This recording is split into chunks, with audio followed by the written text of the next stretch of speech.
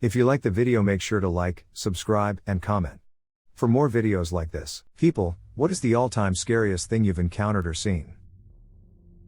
We have this folk tale in South Louisiana about a rougarou, some kind of monster that eats kids, but part of the tale says a person can turn into one by committing various bad deeds. When I was about 7 or 8, there was a wild ram running around the woods near my house. It had been shot with a BB gun, and the wound was infected, so the ram was very temperamental. My dad went out to find it and kill it so it wouldn't hurt anyone or suffer anymore. He came home, dragging the dead ram. Part of the Cajun tale is that if you cut a rougarou with a silver knife, it will turn back into the person it was before, but if you tell anyone who the person was, you'll turn into the monster. My mom made my sister and I come outside to watch, in case it did turn back into a person. Standing there watching my dad slice open that ram was the scariest thing ever. I was so worried it had turned into a human, and I knew I wouldn't be able to not tell anyone. Luckily, it was just a ram. This happened to me last summer while camping. My boyfriend at the time and I set up camp near the Great Sand Dunes National Park in a campsite called Zapata Falls Campground. What you should know is that the San Luis Valley, in Colorado, is notorious for paranormal sightings, UFO sightings, and just general eerie or unexplainable phenomena.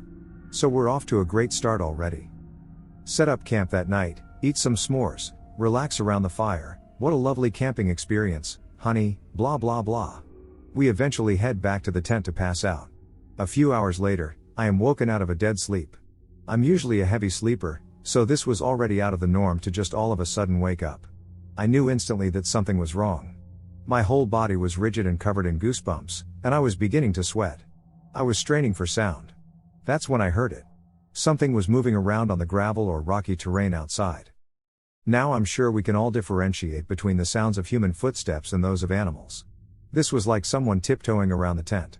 Light, but defined movement. Even worse, it was close.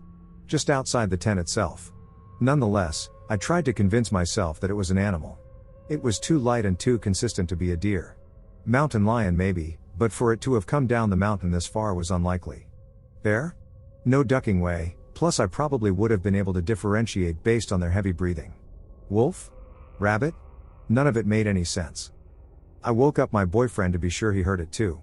He's the level-headed one of us too, so if he heard it, then I wasn't crazy. After being violently shaken awake, he confirms he hears it too. These are light but almost dragging footsteps on the ground. After going over possibilities in our heads, we decide it has to be a person. We realize we have nothing to defend ourselves with but a flashlight and a pocket knife. Guns were in the truck, far away. There was no ducking way we were going out there. We lay there all night, awake with fear, our hearts beating as this person or thing dragged or walked itself around the tent. Crunch. Rustle. Crunch. All night. Around and around and around the tent. All I could picture was a slender man or shadow person stalking itself around the tent. That is hands down the most terrified I have ever been. Me and my friend both saw a demon, which I thought was a hallucination or delusion from my disorder. I have dissociative disorder, and I see demons pretty often. The thing is that I don't physically see them. I just feel like they're there, and I can imagine them being there. I don't get that terrified because I'm aware that it's all in my mind. Anyway, I was in my friend's room on his bed, and he was comforting me. I start to feel like there is a demon in the corner of the room, and I get a little annoyed and scared. My friend starts staring at the corner of the room, and I get a little uneasy. I ask him if he sees him, the demon, and he nods. And he said he physically saw it. I told my friend to bury his face in the pillow to avoid looking at it since it freaked him out. I start to feel like the demon has walked over to the edge of the bed. I tell my friend not to look, but he does anyway. He quickly buries his face again. I ask him if he's at the edge of the bed, and he says yes. At this point, I was the one comforting him. I wasn't as scared because I couldn't physically see it. When it was gone, we decided to draw what we thought the demon looked like. We're both artists, and when we showed our drawings to each other, it was the exact same thing. His house is said to be haunted. He's told me various stories about several hauntings. This isn't the only story about that house, but it was the one I lived in. So back in my homeland, there's this legend about families that have the ability to shapeshift and turn into animals. They live away from the city, in the country, and often work in agriculture, on the outside of society. In the mid-70s, many university students had to take a year off and were sent to rural areas to help the country become self-sufficient in produce.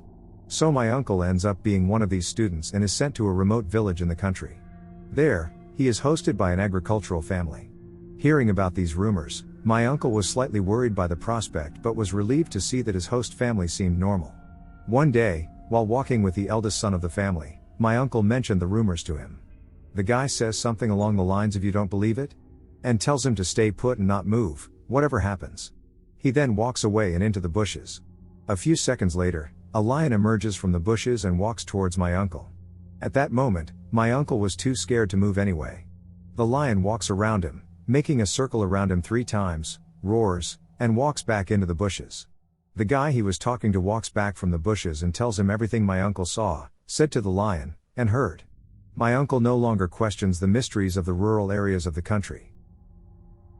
Woke up when I was a teenager to what felt like a cat pawing on my legs, or whatever it's called, where they pluck their nails into a blanket repeatedly, and waved my hand across my legs in the dark, felt nothing, then realized we don't have a cat. I literally said this isn't happening out loud and it stopped.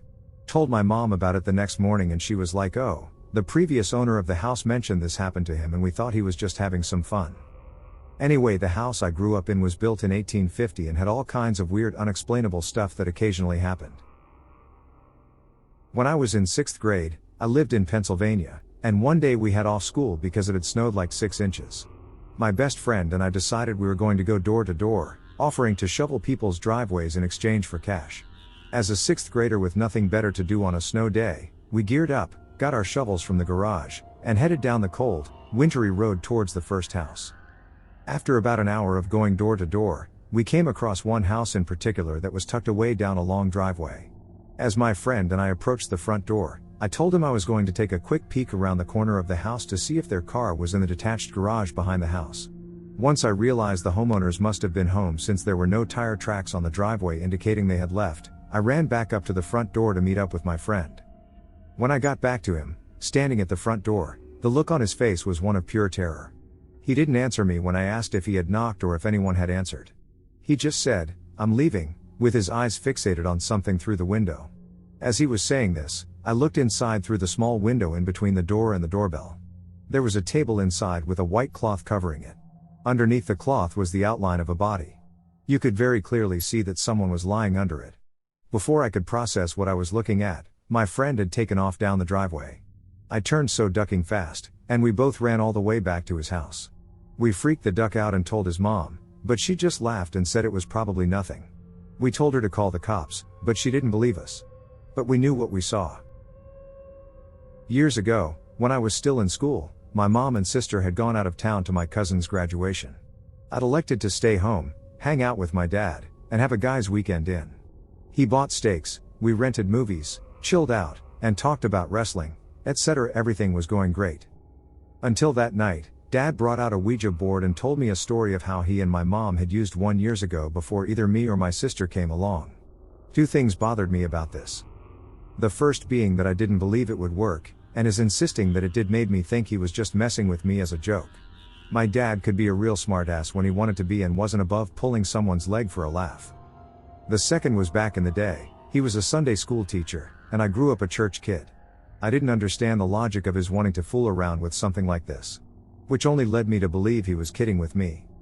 So it's nighttime, there are no lights on but a little over the stove light in the kitchen. We sat at the table, and he showed me what to do. After a few minutes of nothing, I got bored and decided to give up. With "thanks but no thanks," I went into the living room to watch TV. He kept going with it, telling me that it would work. I waved it off and wondered to myself how long he'd keep up the gag. A few minutes passed, and I saw him get up from the table, hold the board in both hands, and violently smash it in half over his knee. Before I could get up, he smashed it again and shoved the busted pieces into the trash. He pulled the bag out and took it outside into the garbage bin. When he came back in, he didn't say a word about what had happened. And I knew better than to try to drag it out of him. I never told my mom or anyone else out of fear that it would stir up trouble. He lived another 14 to 15 years after that, into his 70s, and we never spoke of it again. My parents had a tiny little fishing cabin on a lake, and it was very secluded. One night, my mom, dad, aunt, uncle, and I were staying at the place. I was maybe 12 years old. We went into the closest city, which was about an hour away. We did a bunch of stuff, and so we got back to the cabin at like 4:30 a.m. By the time everyone was ready for bed, it was going on 5 a.m.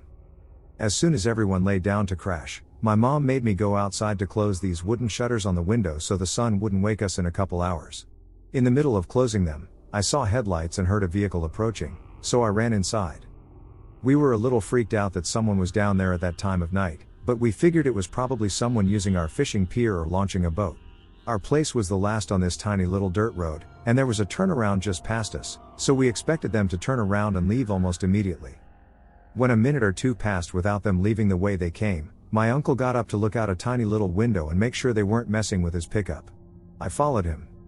They had parked, and two men got out of the car and were just sort of looking around.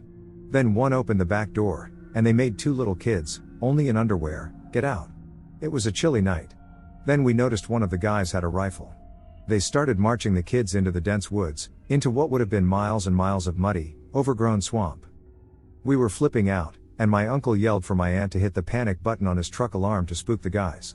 At this point, she thought they were just messing with his truck. She did, and they came running back out of the woods, kids in tow, threw the kids in, and sped off. My uncle started exuberantly explaining what was going on and rounding up guns. He wanted to chase after them with my dad, but they suddenly couldn't find the car keys in the chaos. So instead, they settled for my dad and uncle going out on the pier to call law enforcement. The pier was the only place to get any reception at all, and of course they took the guns, while I waited inside with yet another gun. Hey, it's Texas. It turns out my aunt had hidden the keys to keep us from going after them. Never heard whatever happened. I work in the woods for a living here in the western US, lately as a fire lookout in a remote location. I'm talking a 3-mile hike to a mostly abandoned dirt road and another hour of driving before you even hit pavement. This was last summer. It was around 11 p.m. on a moonless night. It is pitch black outside, and the lights of the town 30 miles away have mostly dimmed. It was a relatively calm night with very little wind. The tower sits atop a more or less bald spot on a lower peak in the middle of a burned scar. There's not much within the immediate area besides some long grass and a smattering of younger fir trees.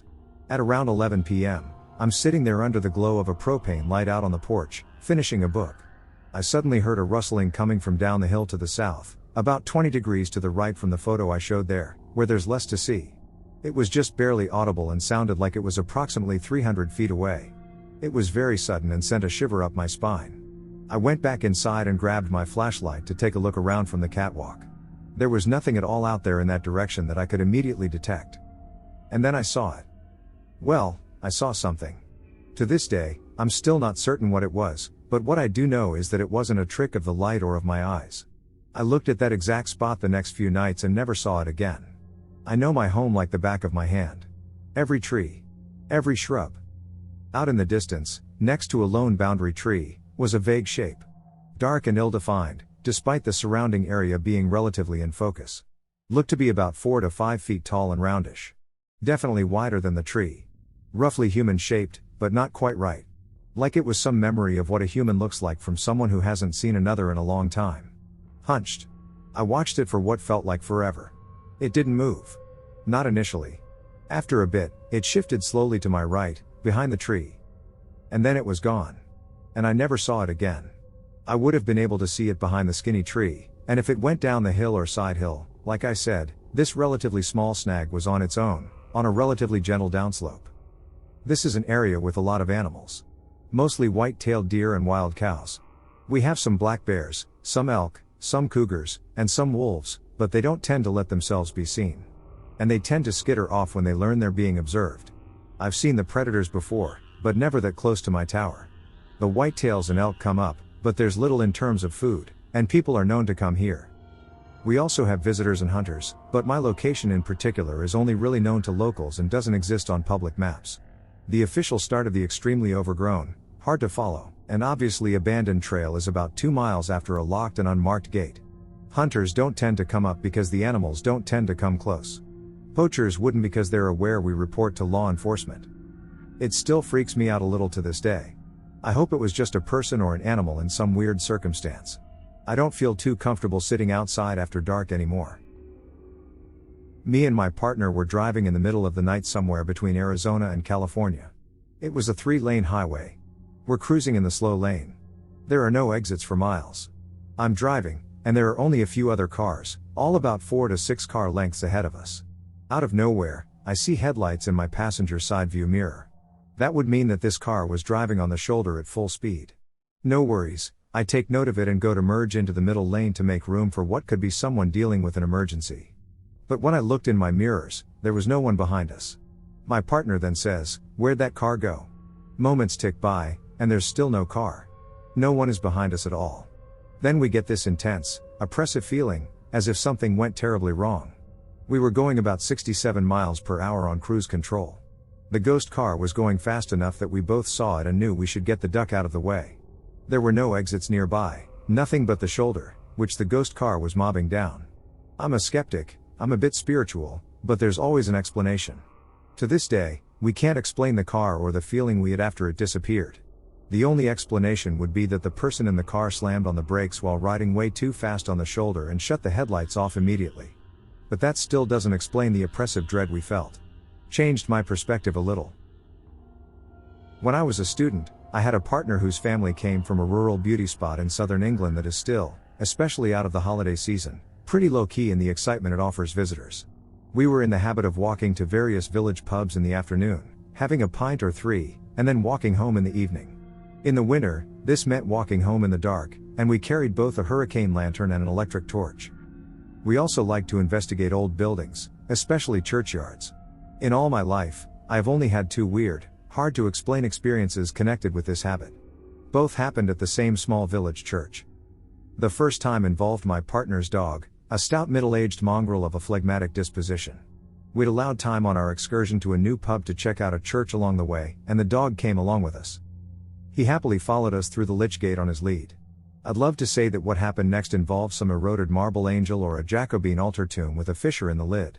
In fact, there was nothing impressive about the corner of the churchyard where it started, but the dog suddenly stopped in his tracks and emitted a deep bass growl I'd never heard from him before. It was unmistakably the growl of a dog that's ready to rip something to shreds, but it was directed at empty space. He wouldn't move when we tried dragging him by the lead. I had to pick him up in my arms, and he was absolutely rigid. Only when we'd got out of the churchyard, latched the lich gate behind us, it was one of the old-fashioned ones with a wooden arch over it, and got 20 yards down the lane did he recover. We laughed it off, went to the pub, and walked back the same route in the dark by lantern light without incident, the dog trotting happily at our heels. A year later, in the run-up to Christmas, we went to meet some friends at the same pub and walked home by ourselves. The dog was not with us this time. Our way went past the church.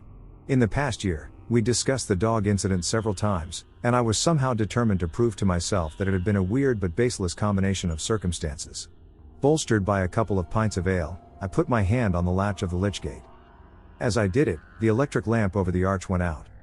It would hardly be odd for the lamp over the lich gate of a small rural church to have an old, unreliable bulb in it, and I flatter myself that my nerves are fairly decent. I am trying to think of a sum of money that would, in that moment, have persuaded me to go into that churchyard. I certainly don't think I could have done it for £1,000. I knew something was waiting for me in there, something that understood my damn fool curiosity all too well, something that a stout, middle-aged mongrel had, a year earlier, immediately identified as an entity that meant me no good and tried to defend me from. I didn't rationally think that there was anything, of course.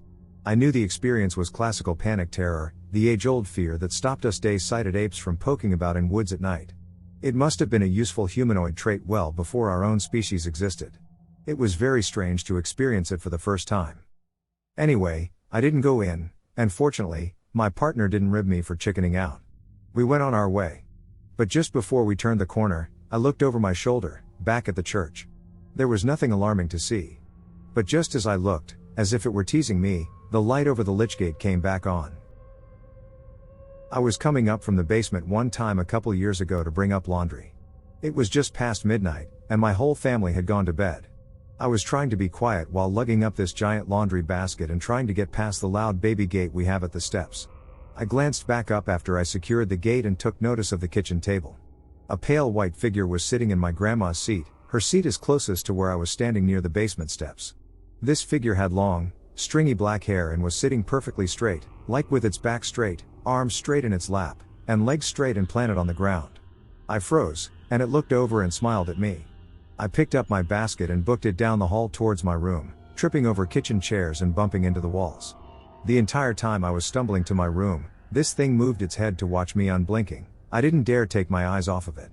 Even though this happened a while ago, I'm still getting the chills from remembering it. When I was about 15, I used to babysit a lot for all the kids in my neighborhood, and one night I was down the street watching two of my favorite kids. I'd been there several times and was expecting their parents to be home at midnight. We baked cookies, played games upstairs, and I put them to bed.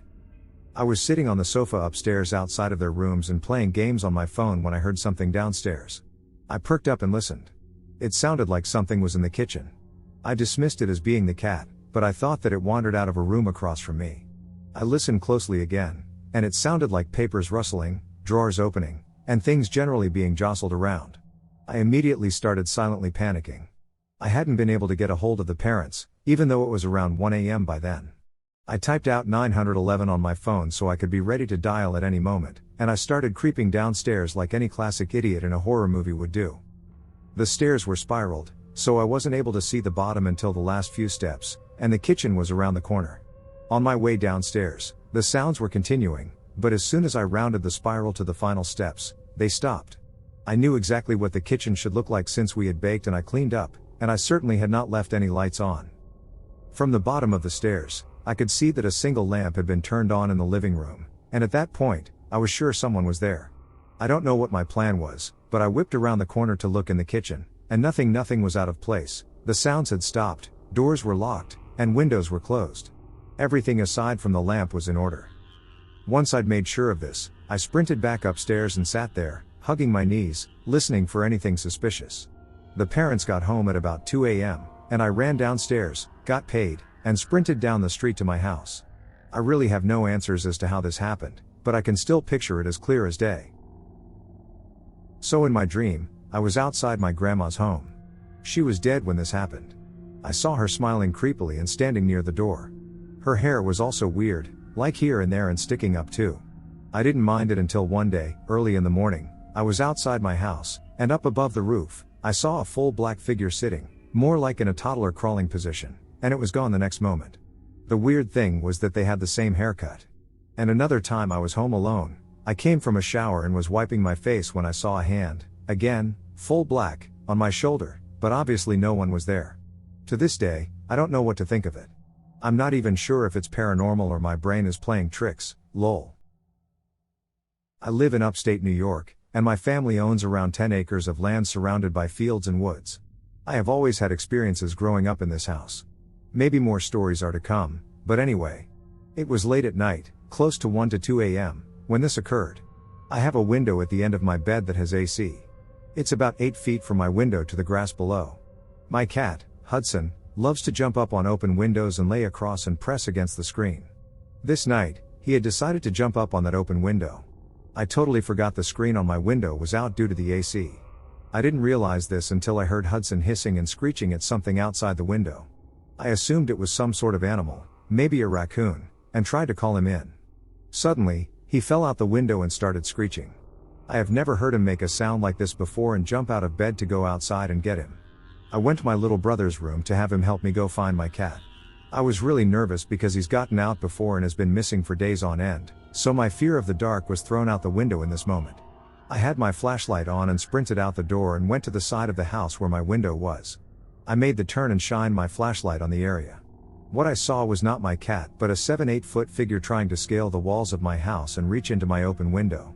One of the creature's back legs was pressed against the house, while the front legs had a hold of my window sill. The creature noticed my flashlight and looked in my direction. It had deep red eyes that kept me frozen in my spot. The creature stared me straight in the eyes and proceeded to let go of the house and move towards the field on the side. But it didn't go on all fours. Whatever this thing was, it stood on its back legs and ran quickly into the field. In the darkness, I was able to make out what looked like a set of horns or antlers on this thing's head. Its height on its back legs was at least 7 to 8 feet tall and did not look at all like a human. Its posture was slightly hunched over, and its arms swayed to the side as it moved. They hung close to the level of what I guess would be its knees. My little brother was in front of the house looking for my cat, so I went to grab him and help me look in the field the creature ran into. At this point, I think my adrenaline was going so fast that I didn't completely process what I had seen. We got close to the field and saw absolutely nothing, no cat or creature. We made our way back to the front to look for my cat on the other side of the house. Without saying anything, my brother and I froze. We both looked towards the trees and bushes at the side of the house and saw them rustling. We heard this painfully loud shrieking, and we booked it to the front door. I have no idea if what we heard was that creature or some other animal, but I had an awful gut feeling standing in that driveway. It wasn't safe, and I couldn't have my brother out there. I locked the door quickly and went to the back porch sliding door, where I saw my cat waiting at the door to be let in. He is the type to escape and be out for days without issue. He has never just come to the back door after getting out. He looked scared. His tail was the bushiest I have ever seen, and the poor thing was shaking. He ran inside and stayed away from the windows and doors the rest of the night. I have only told this story in this much detail to my boyfriend, and even then, it is so difficult to explain what I saw, heard, and felt that night. The gut feeling that something was not right and we could be in serious danger was nothing I had felt before until that night. The most memorable part of that experience was the feeling I got when the creature stared into my soul with those ugly, deep red eyes. I have nightmares about this event, and I see its eyes often when I close mine. It took me so long to process and analyze what I had seen, but the closest I can describe this creature and its stature is if you look up Wendigo depictions. I am not completely sure if it was a Wendigo, but I do live fairly close to so-called Wendigo territory in New York. The whole experience freaks me out thinking about it, so I thought I'd finally share it. I stayed over at a friend's house when we were both 8 years old. I was moving to another part of the country, so it was going to be our last day and night together. I don't remember much of what we did, but I guess it was a pretty normal day. Sometime during the night, I woke up to go to the toilet. I got up carefully, so as not to make any noise, and opened the bedroom door. In the darkness of the house, I could make out some kind of humanoid shadow walking down the hallway. I rubbed my eyes, confused, and when I looked again, it was gone. I went to wake my friend and tell her what had happened. After a pause, she confessed to me that she had been feeling the atmosphere in her house strange for a few days. That was the end of it, as her mother had to hear my loud footsteps as I went back into the room and asked us to go back to bed. From time to time, I write to her and ask her about that night, but she says she doesn't remember anything, not even the strange atmosphere she said there was. When I was around 13 years old in the early 1990s, I spent a lot of time at my grandparents' house in a remote area of southeast Arkansas. The place was extremely rural, with dirt roads connecting the houses. The closest neighbors were about 1.5 miles away, and the nearest town was a 10-mile trip. My grandparents had lived there for a long time, and it was a secluded and isolated place. One day, my grandmother asked me if I could walk to the nearby general store to get some groceries for her. She gave me money, and I set off on the journey. I had plenty of time to make it back before dark, which was important because the woods could be eerie and unsettling at night. However, being a 13-year-old with poor time management, I got distracted along the way, exploring a creek and catching crawdads. By the time I finished at the store, the sun was setting and it was getting dark. I didn't want to walk alone on those isolated roads through the woods in the dark, so I hurried as fast as I could. I ran and sprinted, trying to make it back quickly. But my efforts weren't enough. As I reached the bottom of a hill near a wooden bridge, it was almost completely dark, with only a faint glow from the nearly full moon rising. From the top of the hill, I could see my grandparents' house, and that gave me some relief. As I walked up the road, I heard rustling leaves from the wooded side behind me. I turned to look and saw a shadowy figure crawling towards me from the ditch. At first, I thought it was a large dog, but then I realized it was too big and that it was actually crawling on 2 legs like a person. It stood up suddenly, towering at about 7 to 8 feet tall and completely covered in dark hair. I dropped the groceries and ran as fast as I could towards my grandparents' house. I could hear heavy breathing and growling sounds behind me as the creature gave chase. I was terrified and convinced that it would catch me at any moment. Then, suddenly, it veered off into the woods, letting out a horrifying scream. When I reached my grandparents' house, I was out of breath and completely terrified. I tried to explain to them what had happened, but my grandmother didn't seem to believe me.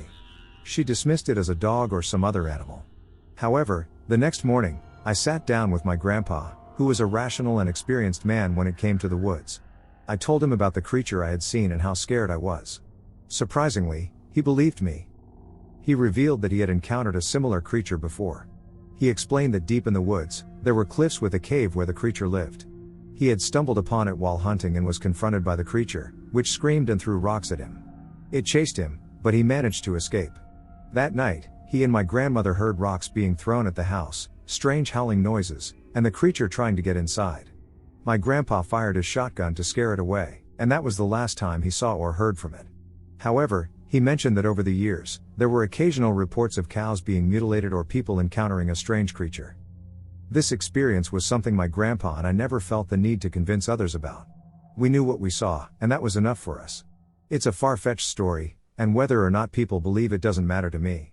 The encounter left a lasting impact on me, and I have only shared this story with my grandpa, who passed away many years ago. Many years ago, I spent nights with a lady friend. She had trouble sleeping, so she started taking Ambien. One night, she woke up trying to unlock her apartment door with her car keys from the inside. I went to the doctor and got off the medication. In the meantime, she needed someone to stay with her until the meds wore off. So, picture the two of us young adults snuggled up in a twin-sized bed in her apartment and me not letting her all of 90 pounds get up and walk around while tripping balls on Ambien and Ambien withdrawals. I woke up in the middle of the night to a presence in the room, and there was a small child standing beside her side of the bed. I turned slightly and can see the same child standing behind me, opposite the first. Thoroughly creepy, no? Then they disappear. Okay. Maybe I'm tripping, too, right? Except I'm straight edge. Whatever, my mind is playing tricks on me. I woke up before her the next morning, started to get up, and found the sheets were tucked under the mattress clear up to our necks. So I laid there until she woke up and watched her struggle with the bed sheets. Now, I'm a light sleeper, and we never slept with the bed sheets tucked under the bed. In fact, she was pretty careful about making sure the sheets were loose. So I asked her about the sheets, and she described, paraphrasing 10 years later, a boy of 7 or 8 years of age that visits her in the night, and, I quote, he tucks me in. So far, he's been harmless. It was summer. It was hot. And I still ducking shivered. I used to frequently visit Knoxville, Tennessee, in the summer with my grandmother, who was from there, and my cousins. The house where we stay is rather large, in Sevierville, right on the edge of the mountains. There's about an acre of cleared land, and beyond that are acres and acres of trees on either side, and at the end of this open field is the house. We're at the end of the field, at the tree line, at the bottom of the hill. Our guardians would usually get irritated if they saw us down there, so we mostly hid on the left side of the woods, close to the opening, but in the woods enough that if one of the adults looked out the back window, they couldn't really see us down there. I'm walking around this side of the woods. There's an old well about 100 meters away that we hang out around. My cousin and little brother are close by, but closer to the opening. I'm walking around, mostly looking at the ground and minding my own business. My little brother, who is 6 at the time, I'm probably about 14, the oldest in the group, calls for me, so I start to turn around and head back that way. As I'm walking back, I look up. About 20 meters away from me, there's a large tree with a branch sticking out. Above the branch, there is nothing, but below the branch, and what makes me sick to my stomach, is the bottom half of what resembles a standing person. All I see is black legs, black feet. It looked more like a silhouette. If there was a torso, it would have been facing me. I close my eyes and start running back towards the field, my brother calling for me again. I come out of the woods crying with my older cousin, who lives at this house year-round and still lives in Tennessee. Stops me and asks what's going on. I tell him, let's get the hell out of here, and we go back up to the house. When we get close enough to the back porch, he asks me what it is I saw. I can't even get words out at this point, I am so terrified. I started to talk and just got out legs, and he finished my thoughts for me. He described to me exactly what I saw. Camping in the eastern Washington mountains with friends.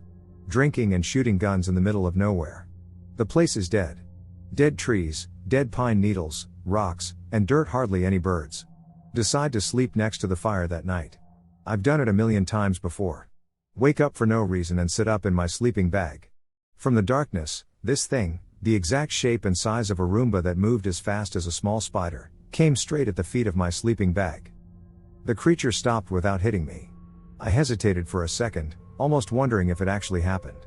I jumped my butt back and pulled my feet to me, and the creature moved in an exact line back to where it came from. I sat in the dark for many moments. Did that really just happen? What the duck? Before I could gather my thoughts, it came rushing out of the darkness again, right towards my feet. I was ready this time. I jumped out of the sleeping bag and grabbed my shotgun in one motion. The thing scurried back. I chased it into the darkness and into the woods. I couldn't find anything without a flashlight, and the light from the fire was getting small behind me. I returned to the site and slept in the car the rest of the night. My husband and I occasionally take our Jeep out into the sandwash, mesa, or trails. We decided to pack some water and make a day of it. Towards the end of the trip, he heard a weird, open mouth whistle, like someone just learning to whistle. I made a joke, not a joke, that what if it was a skinwalker? My husband replied, "That's okay, our Jeep can outrun it." That was the end of the conversation. We then noticed we were heading a little off track. Our navigation was pretty inaccurate, and we realized we were fairly close to Navajo land. We went home, and my husband started researching GPS apps. A little while later, he found one and said we should go out for a small rip to test it out. Boy, was that a mistake? It was around 8:15 p.m., the sun was just setting, and we had been out for about half an hour by this point. We were on a trail heading back home when my husband braked abruptly and asked, "What was that?" I asked what he was talking about, and he said, "Out there by that dip." Something ran across the trail, and then back again. I laughed and asked if he was screwing with me, but he continued, "I swear I'm not." It was on 2 legs, but it was so ducking fast. Unbelievably fast. I hadn't seen a thing, and we proceeded as normal. I rolled up my window, thinking it may be an animal, and we got closer. We were going about 25 miles per hour, so we didn't hit anything if something jumped out. He said right there, "This is where I saw it." It was another trail that crossed ours, and as we crossed it, we saw 2 young girls with dark hair, one a bit taller than the other, standing there, watching us to the right. We chuckled as we passed, and my husband said, "See, I wasn't ducking with you." We both fell silent for a split second. It didn't really sit well with us. There are 2 young girls, and for all intents and purposes, it was dark. The sun had just set. Why were they out there alone? My husband looked through the driver's side mirror after we passed and yelled, "Oh, my God, they're gaining on us. They're ducking gaining on us." I couldn't understand what I had just heard or why he would have said that. I looked through the passenger side mirror, and I saw nothing. I looked at him with a WTF look on my face, and when I saw how serious he was and how he just kept repeating "they're gaining on us," I twisted my body to look through the back window, and I distinctly saw the 2 black figures, one a bit taller than the other, less than 50 feet away and closing. Now, when we passed the cross trail, they were about 30 feet back. So for them to get from there to literally right behind us in a matter of seconds isn't possible. My husband accelerated. 30. 35.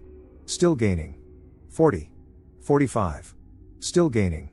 At this point, my husband just stomped on it, and our Jeep was kicking up such an insane amount of sand that we lost a visual. We were afraid to go home. Afraid that they would follow us. We drove around for about an hour in almost complete silence, trying to process what we had just seen. Why were 2 young girls out there alone? How did they get behind us so quickly? How were they gaining on us? And most importantly, what the hell just happened? We drove home, still shaken, and started getting ready for bed. Now, our bedtime ritual for falling asleep is putting something on the TV and just dozing off. To the right of our bed, we have a sliding glass patio door. It's what I face when I fall asleep. I remember dozing off. Then I heard a sound, and my eyes shot open. I was seeing 2 shadows crossing the door. I didn't mention anything at that time because I was honestly unsure if one. My mind was playing with me, or 2. I was sleeping. Not to mention the fact that if I had been asleep, I'd feel silly. So I only brought it up with my husband when I called him on my lunch break. He knew exactly what I was talking about with the shadows because he had seen them too. This happened almost 3 weeks ago. Since then, we've woken up once to our front door unlocked, one specific kitchen cupboard opened almost every other morning, sounds, footsteps, etc. I had my first legit sleep paralysis incident about 6 months ago. Terrifying. I woke up and couldn't move. I didn't panic too much. I realized what was going on, having experienced something similar, and read about it, so I just laid there and let it happen. I knew people usually experience something scary, but I didn't think anything would happen. Usually people overreact, but I knew what was going on. That is, until I felt something. I actually felt something. In the room with me, standing at the foot of my bed. It's hard to explain. But it was like an entity made out of pure hate. All it knew was hate and rage, and it was currently in my ducking room focusing every bit of that rage onto me. And then ducking moved. It walked to the side of my bed where all of a sudden I felt an intense pressure on my back before I finally snapped out of it, and just like that, it was gone. After experiencing that, I know exactly why people thought demons and shit were a thing back in the olden times.